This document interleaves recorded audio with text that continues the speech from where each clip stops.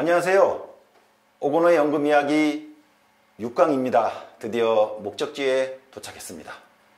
자, 그러면 우리나라 연금 제도를 어떻게 개혁할지 이제 그 길을 모색해 보죠.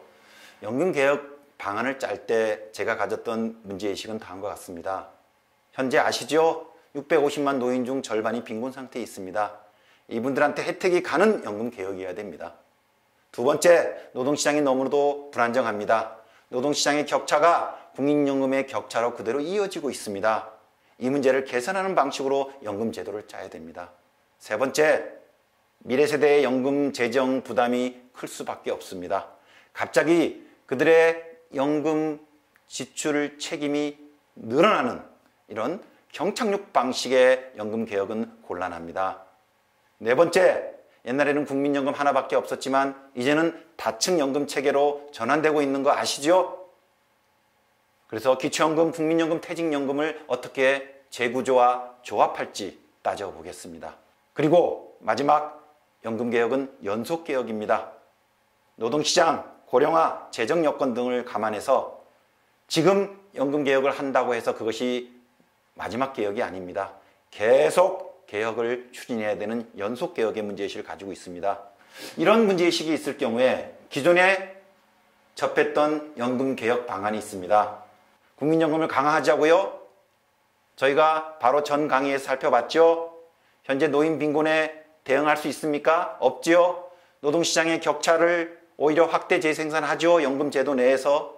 그리고 지금 방식이 그대로 방치되면 미래 세대의 국민연금 보험료 부담이 갑자기 커지는 경착륙 문제가 발생합니다.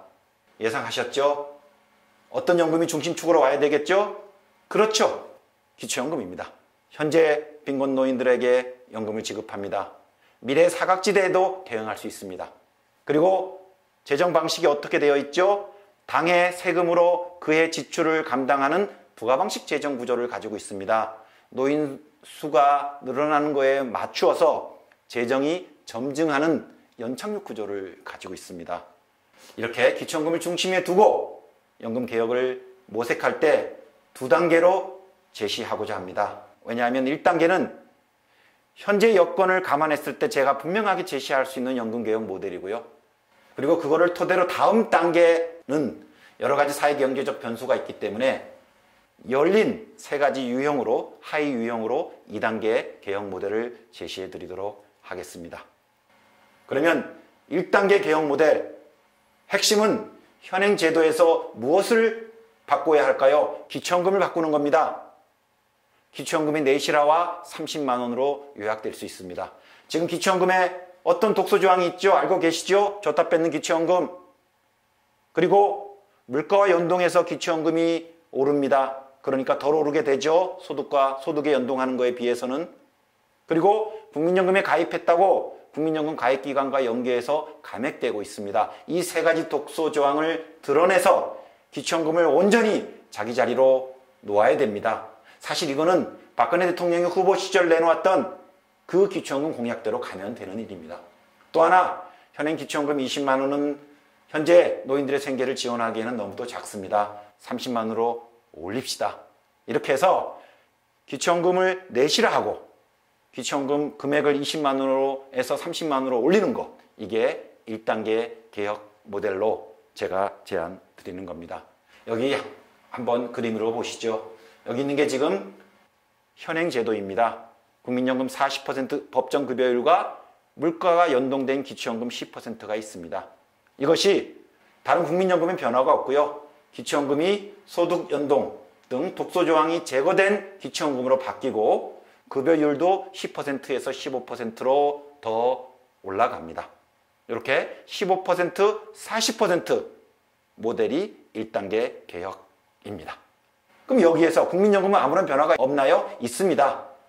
부분적인 변화가 있습니다. 즉 급여율과 보험료율에 대한 구조적 변화는 없지만 국민연금 사각지대에 계신 분들에 대한 보험료 지원 필요하죠? 예, 보험료 지원을 더 확대하고요. 그리고 국민연금 보험료 상한액 너무 낮지요? 이거 올리고요. 그리고 국민연금 보험료율이 급여에 부족한 건 알고 계시죠? 당장 결정하지 못하더라도 이제 국민연금 보험료의 인상이 필요하다는 동의, 공감대를 높여가는 그런 토론은 필요합니다.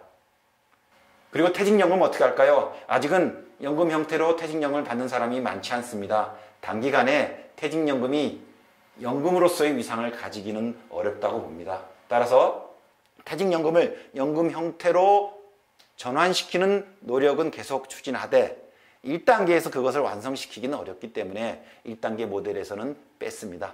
그래서 다시 그림을 보시는 것처럼 소득연동 기초연금 15% 그리고 국민연금 40% 이게 공적연금개혁의 1단계입니다. 그러면 2단계 모델로 가겠습니다.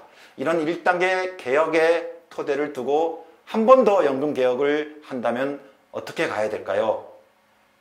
아까 말씀드렸죠. 미래 연금을 둘러싼 사회경제적 변수가 너무나도 많습니다. 그래서 2단계 개혁으로 갈 때 세 가지 하위 유형으로 나눠 보겠습니다. 하지만 이 세 가지 하위 유형에서도 공통된 게 있습니다. 즉 2단계 개혁 모델의 핵심입니다. 지금 현재 사적연금으로 운영되고 있는 퇴직연금입니다. 퇴직연금을 공적연금으로 전환하겠습니다. 제2의 국민연금으로 만드는 거죠. 퇴직연금 지금 법정 의무연금입니다.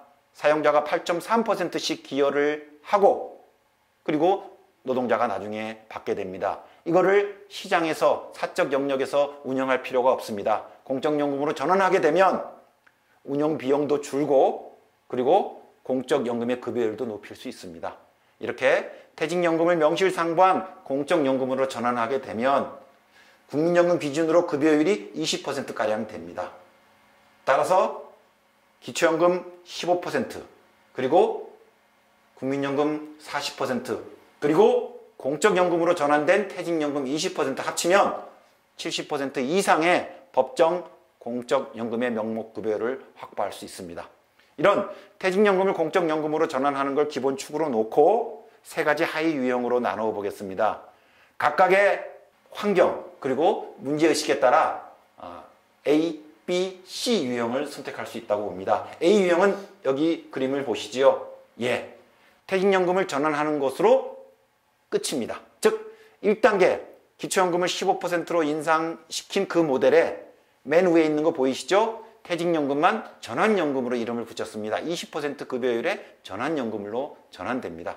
이렇게 해서 기초연금 15%, 국민연금 40%, 전환연금 20%, 총 75%의 법정 급여율을 가진 2단계 개혁 모델입니다.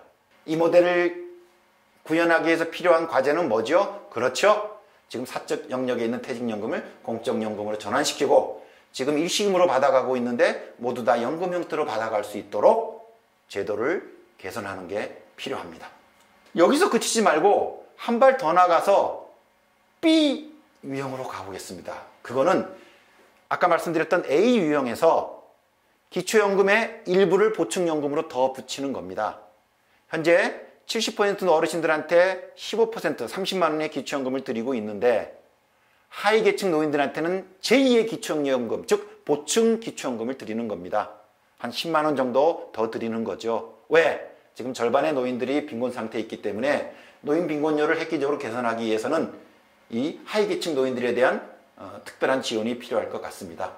따라서 기존의 기초연금 15%는 보편주의 원리에 따라 제공되는 것이고요. 그리고 보충 기초연금 5%는 선별적 원리에 따라 제공되는 것입니다.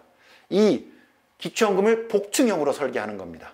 그리고 이 유형의 장점은 노인 빈곤율 해소에 강력한 효과를 낼 수 있다는 겁니다.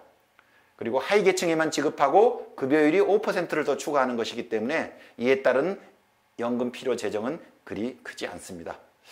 이후에도 만약에 노인 빈곤율이 크게 개선되지 않는다면 B 유형 기초연금을 복충형, 중충형으로 설계하는 것도 저희가 진지하게 검토할 수 있다고 생각합니다.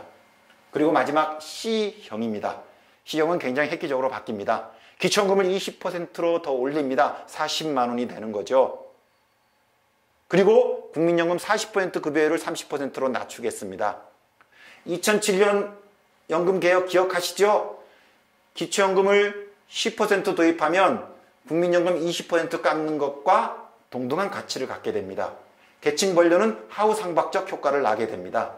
따라서 C 유형에서 기초연금을 15%에서 20%로 5%더 올리고 국민연금 40을 30으로 낮추더라도 평균 소득 가입자들의 연금액은 변화가 없고요.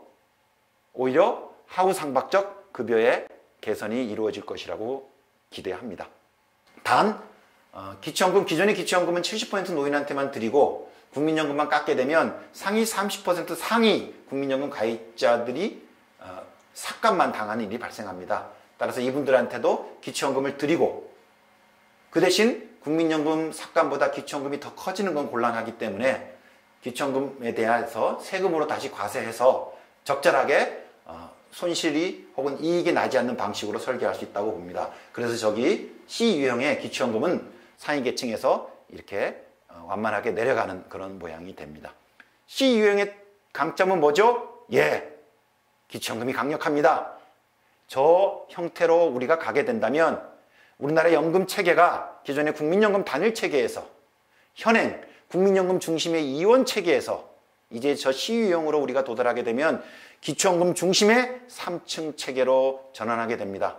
가장 강력한 소득 재분배 효과를 가지고 있는 기초연금이 중심이 되고 그 다음 국민연금이 중심이 되고 그 다음에 퇴직연금이 중심이 되는, 그리고 기초연금은 당의 세대가 당의 연금 지출을 책임지는 부가방식 구조를 가지고 있습니다. 그리고 국민연금을 급여율이 30% 낮아지면 현행 9% 보험료로도 대략의 급여율을 충당할 수 있습니다. 국민연금의 재정이 안정화되는 거죠. 그러면서 재정 구조로만 본다면 저 C 유형이 가장 안정된 유형이고 그리고 또 강력한 기초연금 유형이라고 볼 수 있습니다. 좀 헷갈리시죠? 나중에 한번 또 다시 한번 보세요. 그래서 2단계 개혁 모델의 핵심은 퇴직연금이 공적연금으로 전환되는 겁니다. 그리고 그 하위 유형으로 퇴직연금만 있는 A형이 있고 기초연금의 하위 계층에게 보충연금을 더 지급하는 B 유형이 있고 아예 기초연금 중심 체계로 완전히 전환된 C 유형이 있습니다. 어느 방식을 선택하시겠습니까? 지금 결정할 필요는 없다고 봅니다. 이렇게 세 가지 가능성을 염두에 두시고 1단계 개혁 모델을 우리가 완성한 이후에 당시에 우리나라의 사회경제적 환경 여건에 맞추어서 A, B, C 중 하나를 논의할 수 있다고 봅니다. 그런데 여러분 하나 걱정이 떠오르시죠? 이렇게 2단계 개혁 모델로 가게 되면 기초연금이 어떻게든 강한 기초연금이기 때문에 돈이 많이 들 텐데 가능할까요?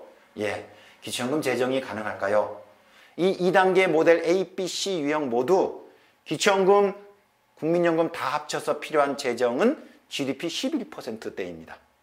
그리고 여기에 포함되지 않은 게 특수직역연금, 공무원연금, 사학연금 같은 겁니다. 요거까지 포함시키면 GDP 13% 정도가 됩니다. 2060년, 지금으로부터 45년, 50년 후 과연 우리나라가 GDP 13%의 연금 지출을 감당할 수 없을까요? 현재 유럽 나라들이 2015년 현재 유럽 나라들이 감당하고 있는 연금 지출이 GDP 11%입니다.